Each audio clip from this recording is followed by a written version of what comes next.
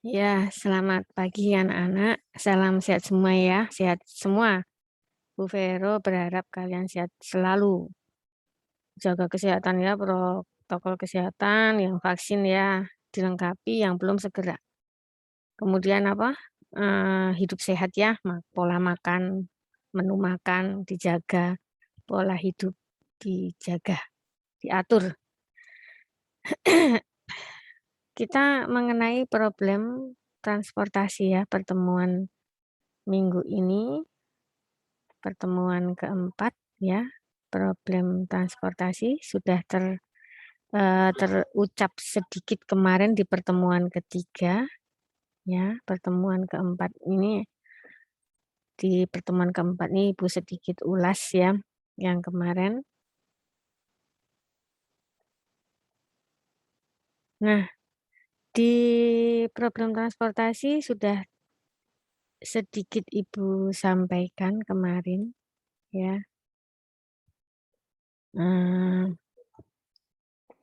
Problem transportasi timbul apabila sarana dan prasarana sarpras yang ada tidak dapat melayani pergerakan arus penumpang dan barang itu dengan lancar ya, sesuai yang maksud ya, dengan lancar, aman, nyaman. Ada dua problem utama dalam angkutan darat ini, yaitu problem yang kelihatan. Kemudian ada akar penyebab problem. Nah, problem yang kelihatan sering ya mungkin di berita-berita atau di mana terdengar istilah manifestation problem. Nah, pada transportasi darat problem yang kelihatan seperti kemacetan. Kemarin sempat ya kita bahas di minggu kemarin ya, kemacetan, di mana nanti biaya operasi kendaraan tentunya meningkat, sudah Ibu jelaskan kemarin. Terjadi di situ kendaraan jika dalam situasi macet itu pasti akan melakukan kegiatan gas, kopling, tekan gas, tekan kopling, tekan rem. Itu memerlukan pembakaran dan memerlukan bahan bakar ya. Nah, di situ nanti jadi ke arah biaya bahan bakar, kan masuk biaya operasi kendaraan. Nah, kemudian ada kecelakaan juga merupakan satu di antara banyak problem yang kelihatan, yaitu jumlahnya terus meningkat. Itu bisa 120 orang per hari atau 5 orang per jam. Nah, ini juga merupakan masalah ya, terlihat yang perlu diantisipasi ke depannya. Dikurangi bahkan dihilangkan ya, berharapnya dihilangkan. Kemudian kebisingan atau termasuk polusi suara, jadi ada polusi udara, polusi suara. Kebisingan juga meningkat tentunya karena volume arus lalu lintas semakin meningkat ya, ditandai dengan peningkatan kepemilikan kendaraan pribadi. Polusi udara, lebih dari 50% polusi berasal dari transportasi. Kan bisa didapat dari pabrik atau yang lainnya. Ini dari transportasi sudah 50% sendiri.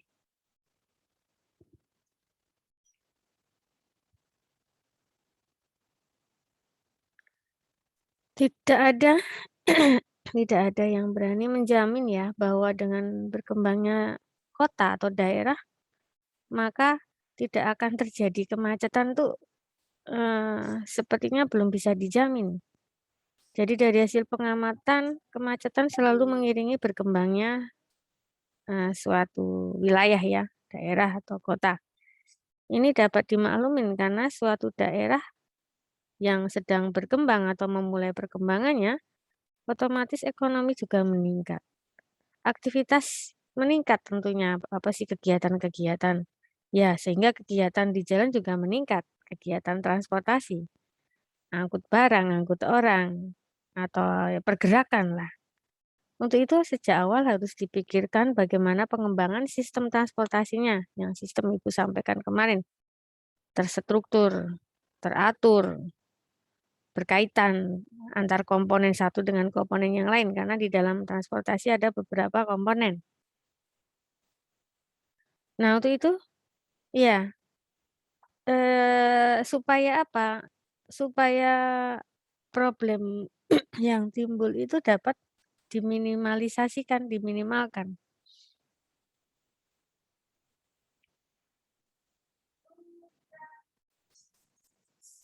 Nah, seperti, eee, di Jakarta ya, di Jakarta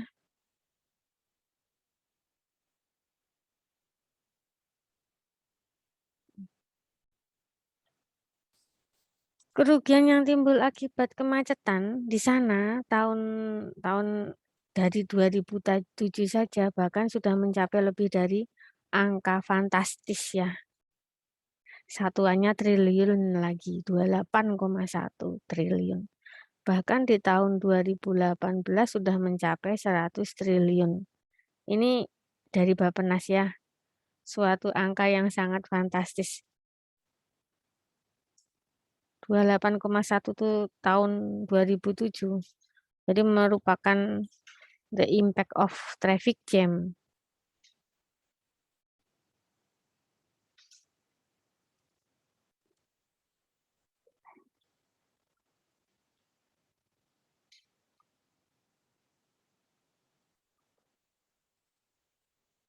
Jadi, eee, pelanggaran lalu lintas dapat mengakibatkan kemacetan atau kecelakaan lalu lintas.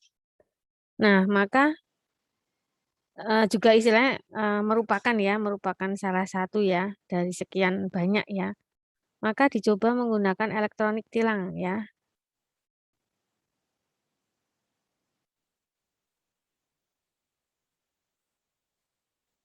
Nah, seperti ini, dicoba.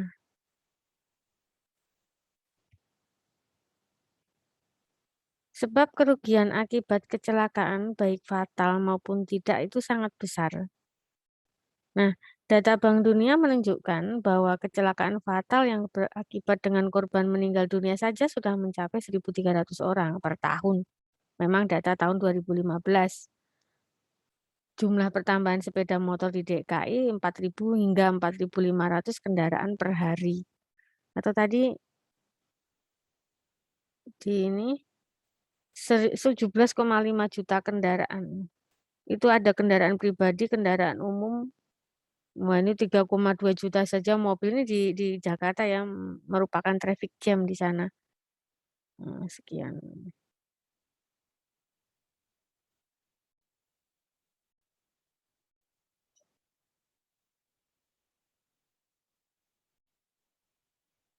Terus kepemilikan atau apa, pertumbuhan kendaraan, sangat cukup, besar ya.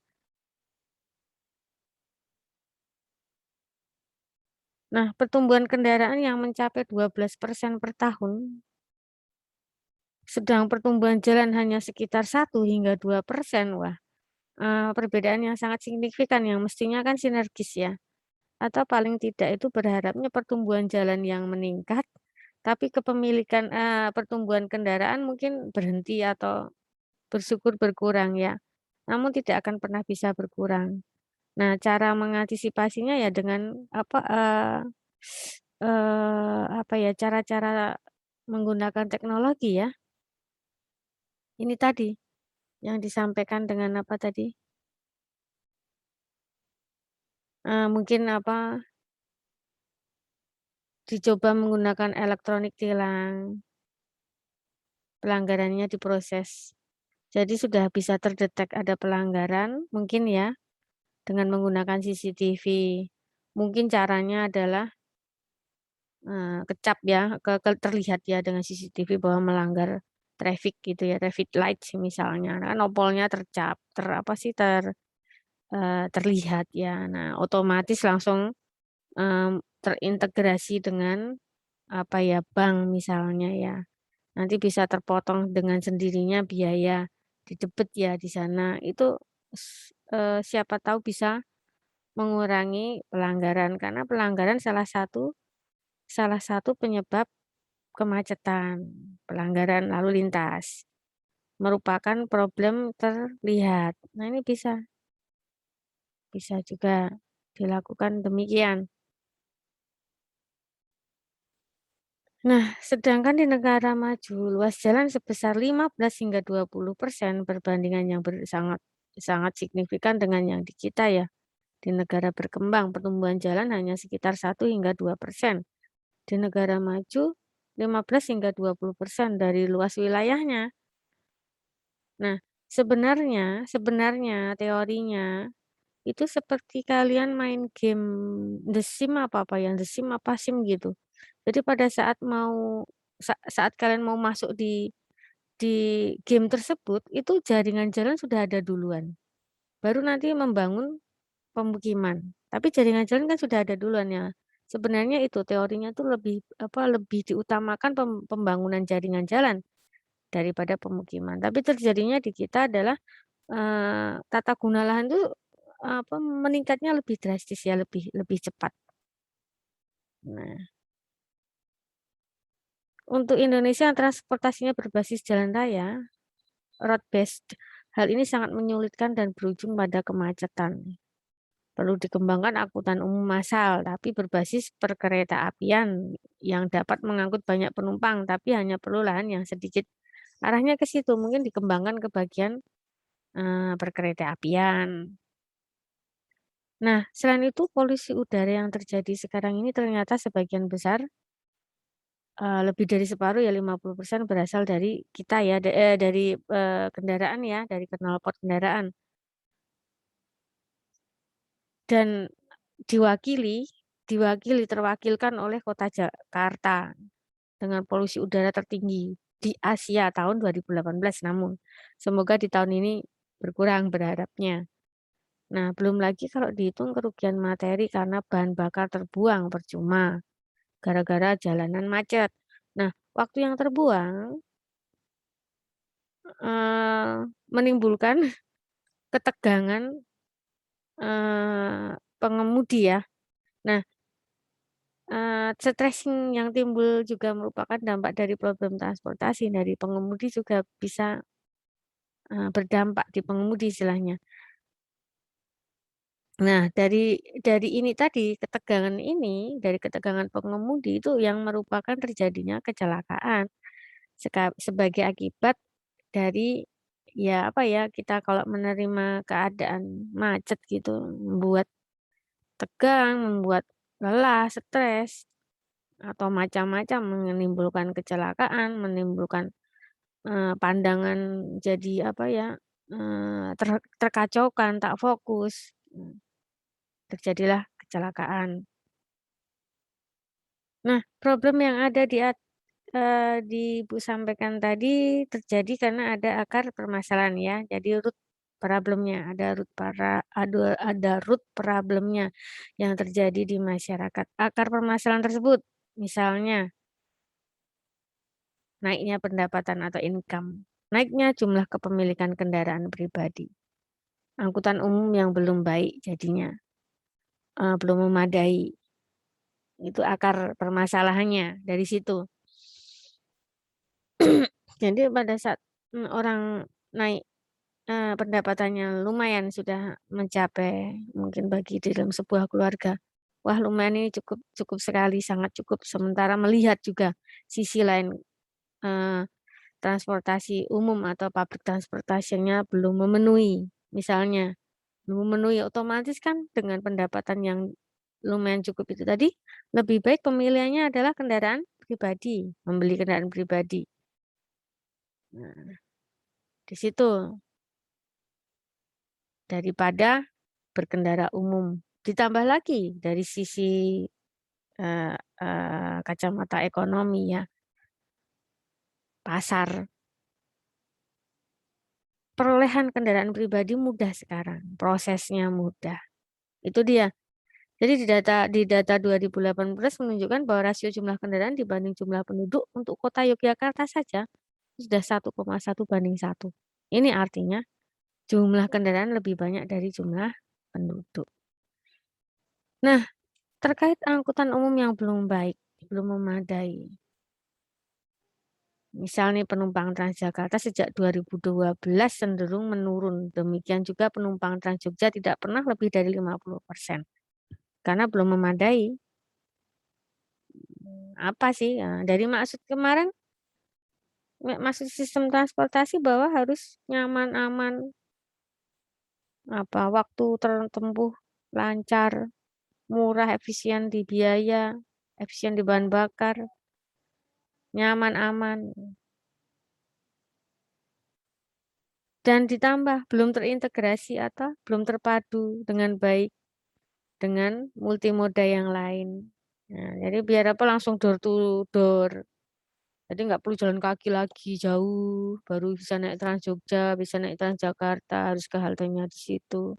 Halte satu dengan halte yang lain jauh, mestinya halte satu dengan halte yang lain ada multimoda yang lain. Kendaraan umum, transportasi umum yang lain, yang bisa mengantar dari halte satu ke halte yang lain, atau dari halte halte trans ke desa. Nah, kenaikan kepemilikan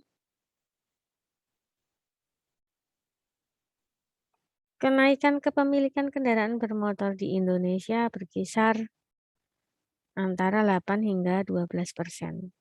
Ya, sedang perkembangan jalan hanya sekitar 1-2% tadi ya.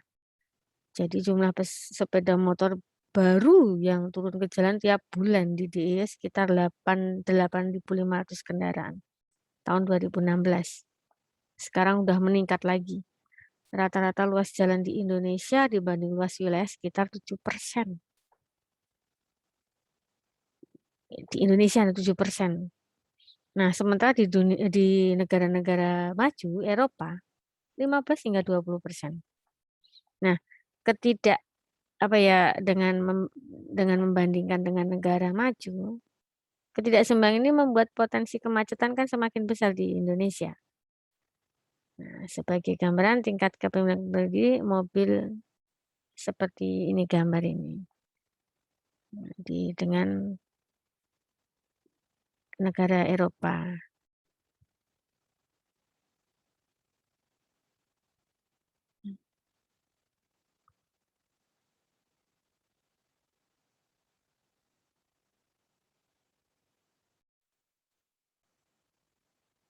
Nah,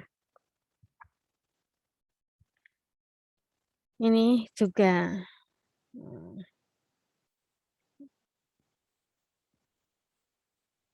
nih DIY ya.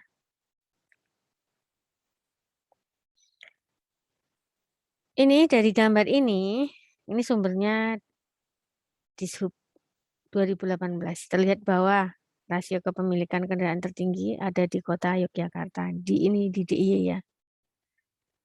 Artinya setiap satu penduduk kota Yogyakarta memiliki 1,1 kendaraan. Sedang terendah adalah di Gunung Kidul sebesar 0,305.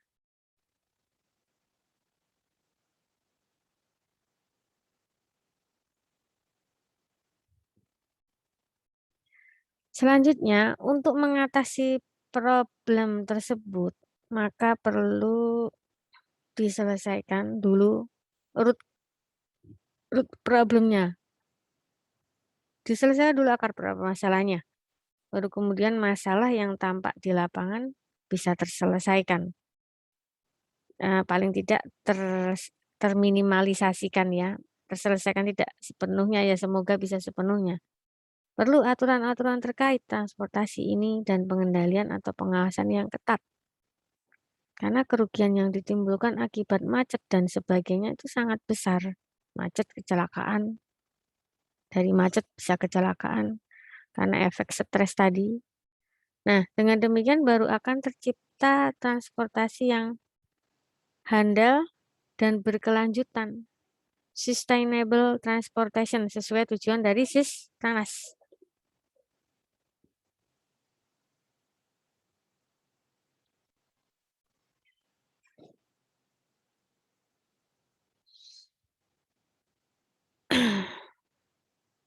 Untuk mengatasi persoalan tadi, pemerintah mencoba melalui Departemen Perhubungan atau Dinas Perhubungan sudah memberikan acuan tentang pemilihan jenis moda transportasi terkait dengan besaran kota atau jumlah penduduk seperti tersebut di gambar di tabel depan kalian. Jadi jenis moda transportasi berdasarkan ukuran kota. Misal nih ada klasifikasinya ya. Ukuran kotanya, misal metropolitan dengan jumlah penduduk lebih dari 1 juta penduduk, itu trayek utama, diklasifikasi trayek utama, cabang, ranting, langsung, ada apa jenis modanya demikian. Contoh yang di kita ya, nih di kita di Jogja ya, termasuk DIY kota besar ya 500 hingga 1 juta. 1 komaan ya di DIY ya 1,4 ya. Oh ini 1 juta berarti masuknya ke, oh ya masuknya sudah metropolitan ya. Mestinya seperti itu tapi terjadinya masih masih belum seperti yang apa untuk pengelompokan moda transportasinya. Ya.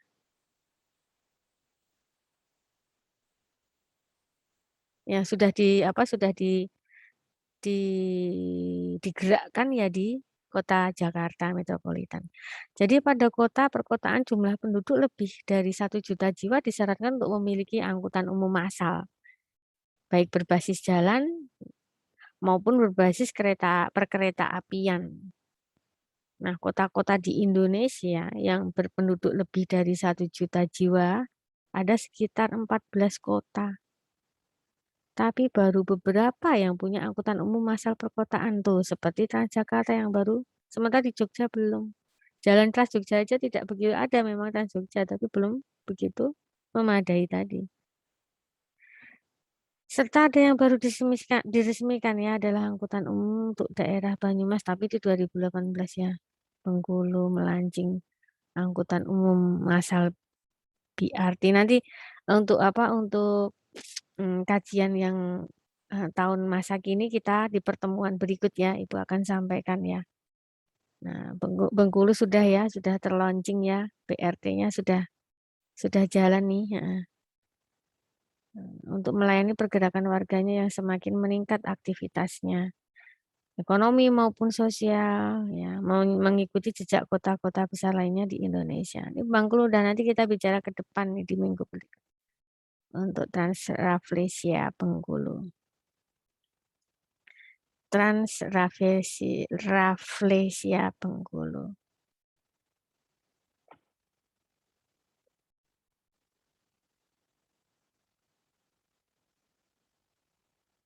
Angkutan umum perkotaan yang ada masih berbasis jalan raya, belum berbasis perkereta apian.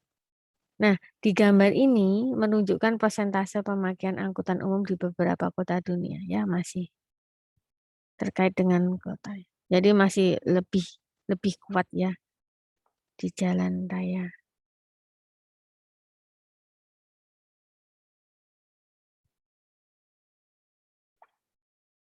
Nah, gambar ini menunjukkan bahwa pada kota-kota tersebut pengguna transportasi umum di atas 50%, bahkan penduduk tinggal di sekitar fasilitas angkutan umum.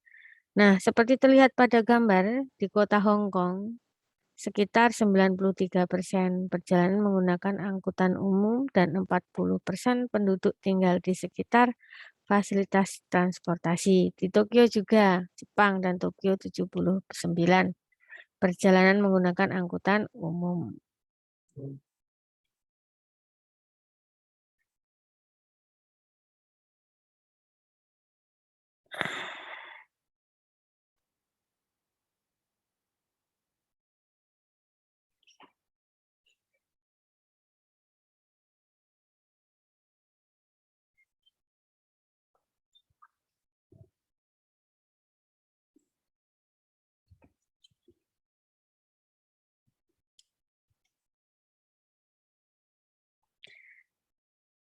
Kita sampai apa ya?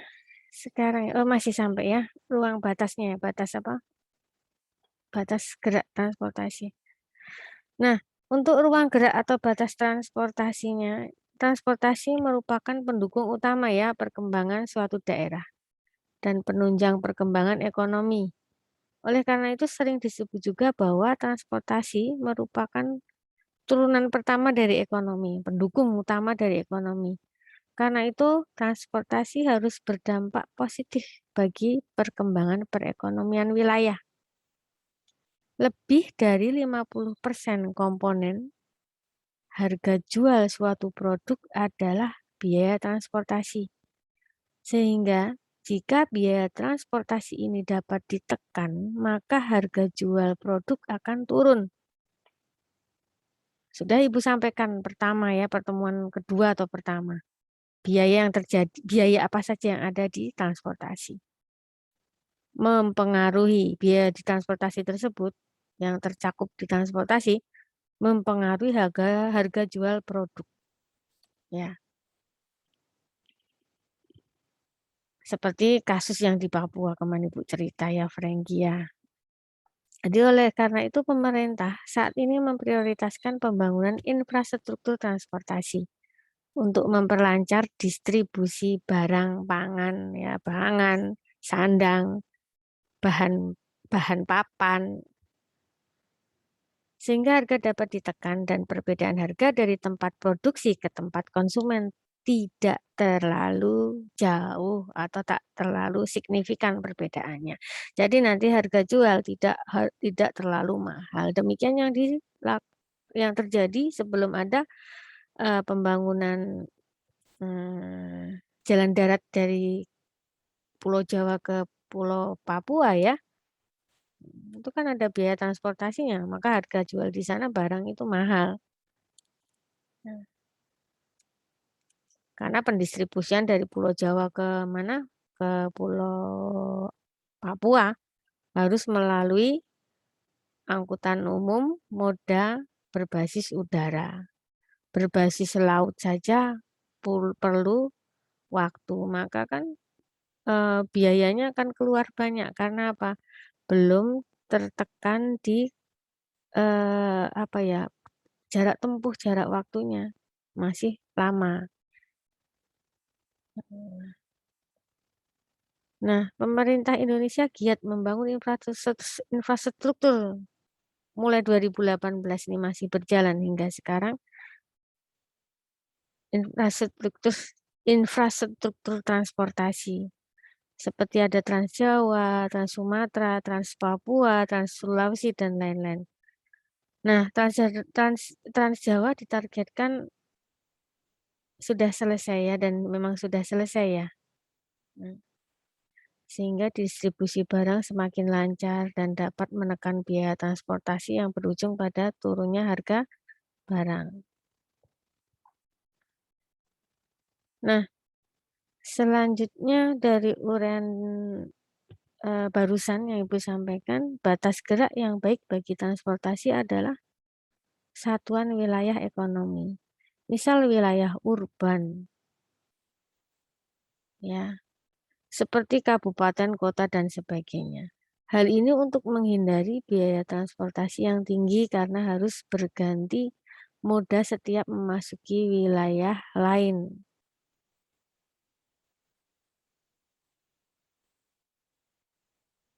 Jadi batas gerak bagi transportasi adalah satuan wilayah ekonomi, bukan satuan wilayah administrasi.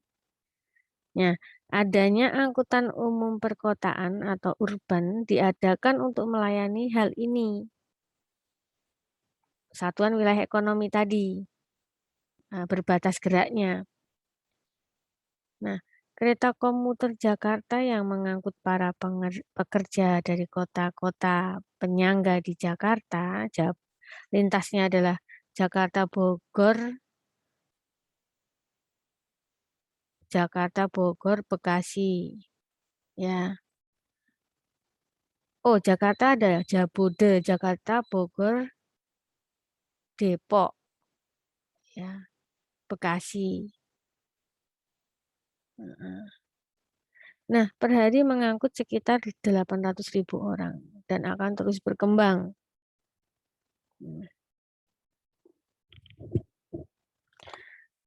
Jaringan angkutan umum yang dibangun di Jabodetabek tadi seperti ini. Oh, udah ya. Nah,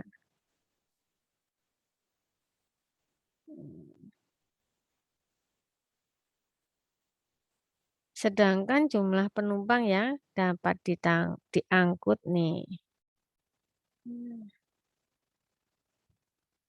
Seperti ini ya.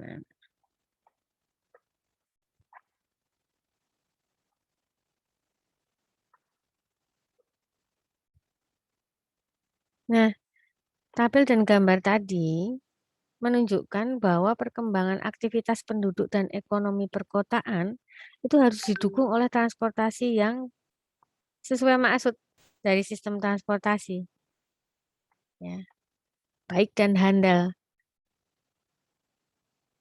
Karena biaya transportasi merupakan salah satu komponen dari harga. Biaya transportasi yang variatif membuat harga juga variatif.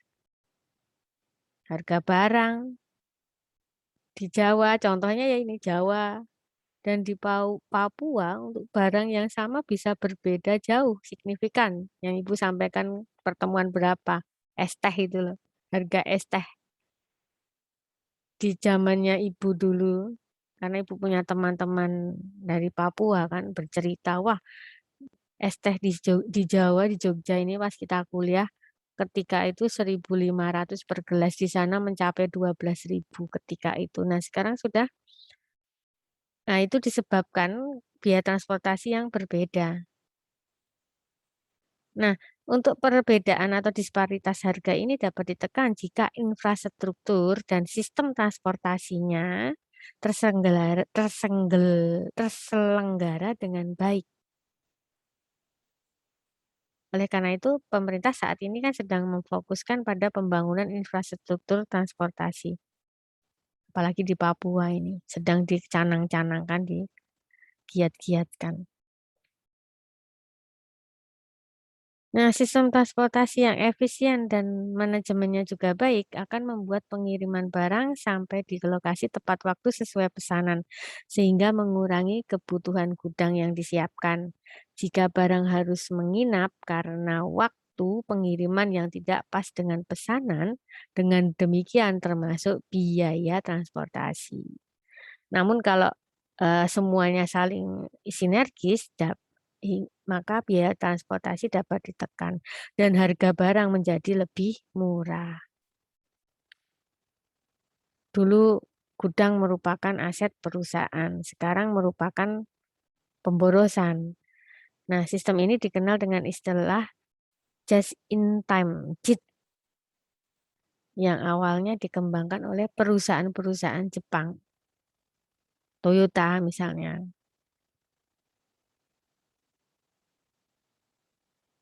Nah,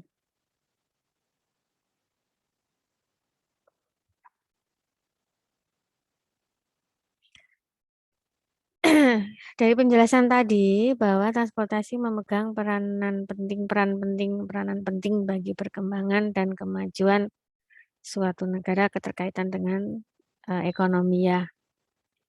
Suatu negara ekonominya baik kan perkembangan dan kemajuan negara juga senantiasa baik. Menurut Schamer di tahun 74 ada 3 hal yang membuat negara jadi besar, 3 hal. Tanah subur, kerja keras, dan nih penting sekali kelancaran transportasi. Ini sudah dipikirkan di tahun 74. Poin pertama, tanah subur. Indonesia jagonya. Indonesia ini terkenal negara yang subur. Kekayaan sumber daya alamnya tidak tertandingi. Nah, pada poin kedua, ketiga masih perlu dibelajarkan, diupayakan. Kerja keras itu kan kaitannya dengan SDM, sumber daya manusianya di kita ini kan, karena kita ini hidup dari keturunan bahwa kita memiliki, eee, apa ya, terah sebelumnya atau leluhur sebelumnya yang pernah mengalami penjajahan ya. Jadi kita memiliki watak atau sifat, dipimpin. Jadi kesiapan untuk rasa bekerja kerasnya itu masih kurang.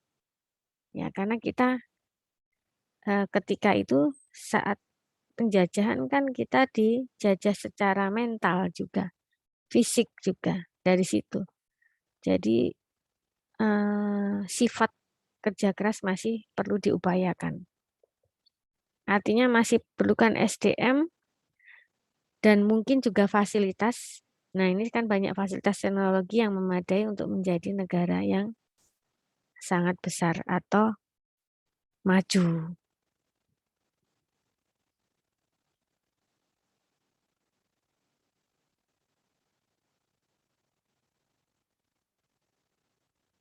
Keterkaitan transportasi dengan ilmu lainnya ya.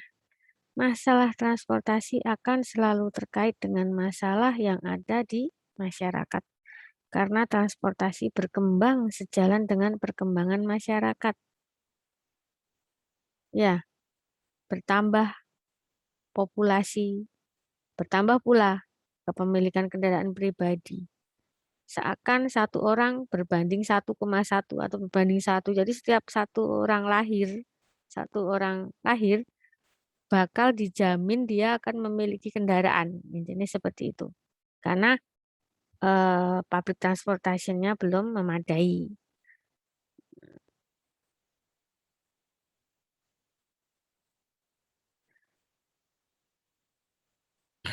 Secara eh, sosial pun, ekonomi pun, budaya pun, bahkan politik pun. Jadi transportasi berkembang sejalan dengan perkembangan masyarakat, baik itu masalah sosial, ekonomi, budaya maupun politik sekalipun. Jadi oleh karena itu transportasi sangat terkait dengan disiplin ilmu lainnya. Permasalahan transportasi tidak dapat diselesaikan dengan sendiri. Ilmu-ilmu lainnya juga mendukung atau juga perlu diselesaikan. Tapi harus diselesaikan secara bersamaan dengan elemen yang terkait itu. Tidak ada yang dapat menjamin bahwa kota yang berkembang pesat, transportasinya akan lancar tadi Ibu sampaikan di depan tadi. Kecuali ada perencanaan jauh sebelumnya memang sudah di planning dengan pihak-pihak lain yang saling bersinergis ya, berkaitan. Nah, terutama kemarin komponen yang sangat mempengaruhi yaitu tata guna lahan. Seperti yang dilakukan oleh eh, Singapura, berkembangnya mulai mulai ke arah majunya, transportasinya bagus banget. Nah, keterkaitannya di ilmu-ilmu lain apa saja seperti yang kalian lihat di depan. Nah, transportasi juga butuh geografi wilayah tata ruangnya, teknik ekonomi, perencanaan ekonominya, hukum sosial budayanya jelas, lingkungan itu bertumbuh harus bersamaan untuk apa ya, sistem transportasi itu berkembang dengan baik di negara kita agar supaya negara kita maju, tidak hanya berkembang terus. Jadi transportasi dalam kehidupan masyarakat modern ya merupakan kesatuan mata rantai kehidupan yang berpengaruh besar dalam perkembangan dan pembangunan masyarakat, utama di aspek ekonomi, sosial budaya maupun sosial politik.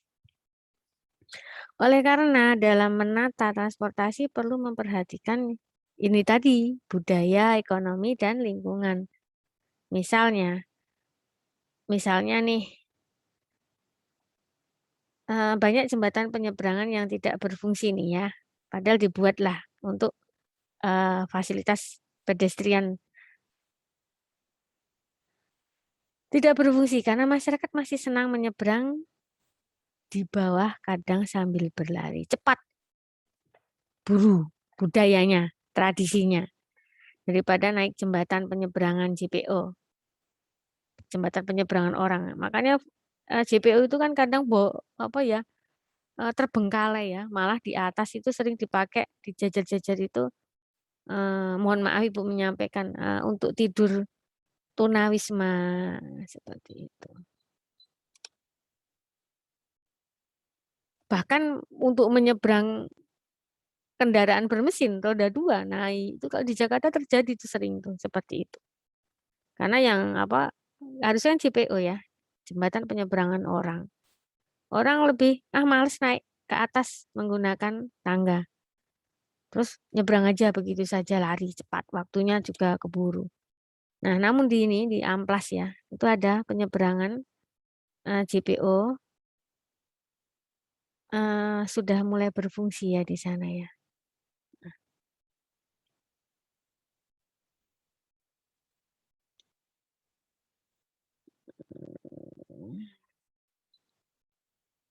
Jadi perlu nih sosialisasi tentang peraturan-peraturan kepada masyarakat. Terus apa ya, karakter. Dan juga tidak hanya kepada masyarakat, pada para pemangku kepentingan, serta penegakan hukum ya. Mungkin ada nanti yang ada JPO di situ, namun menyeberang dengan jalan kaki atau lari tadi, tidak memanfaatkan JPO dikenakan sanksi misalnya. Jadi peraturan-peraturan tersebut disosialisasikan, masih sosialisasi tentang peraturan atau benar peraturan-peraturan yang berkaitan disosialisasikan kepada masyarakat, para pemangku kepentingan, juga penegakan hukum itu perlu dilakukan secara berkala. Terus-menerus diingatkan terus seakan begitu, agar tercipta transportasi yang handal yang dapat menunjang perkembangan ekonomi negara. Ya, harus sinergis ini. Terkhusus di kita yang Ibu sering bilang, watak kita ini, kebiasaan kita, itu yang harus diatur. Begitu ya. Sepertinya pertemuan yang keberapa? Keempat ya. Sampai di sini dulu. Untuk minggu depan pertemuan kelima itu mulai Ibu akan menjelaskan perkembangan masa kininya ya. Begitu saja. Jika ada pertanyaan, silakan saatnya kalian untuk untuk unmute ya. Monggo, silakan. Ya. Ya, jika tidak, Ibu rasa Ibu tutup dulu sampai di sini ya. Assalamualaikum warahmatullahi wabarakatuh. Shalom, berkah dalam Gusti. Salam sehat semua. Sarang hayo, kamsahayo. Ketemu minggu depan ya anak-anaknya di pertemuan kelima minggu depan. Izin live Ibu ya. Ya kalian juga live semua. Ibu tutup ya. Ya, terima kasih kembali.